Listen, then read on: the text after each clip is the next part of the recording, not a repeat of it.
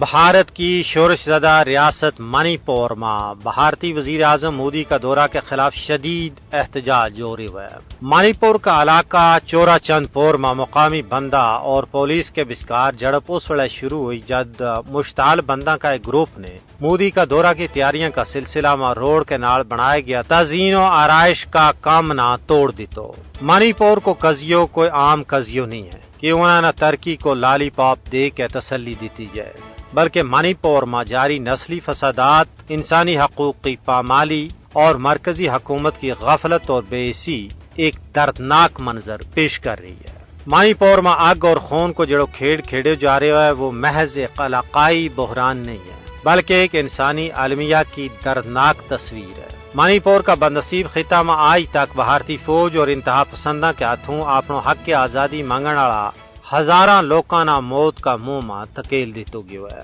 ہزاراں خواتین کی چادر عصمت نہ تار تار کی جا چکی ہے، بے شمار کار ساڑ دیتا گیا ہے۔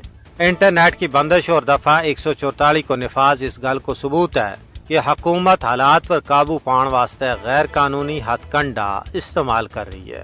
جب عوام آزادی اور انصاف کو مطالبہ کریں تو یہ صرف سیاسی مطالبہ نہیں ہوتو بلکہ یہ ایک احساس کی عکاسی کرے کہ ان کا حقوق مسلسل پامال کیا جا رہے ہیں۔ اگر ریاست کا شہری اپنا غیر محفوظ اور نظر انداز محسوس کریں تو علیحدگی کی آواز فطرتی رد عمل بن جائے۔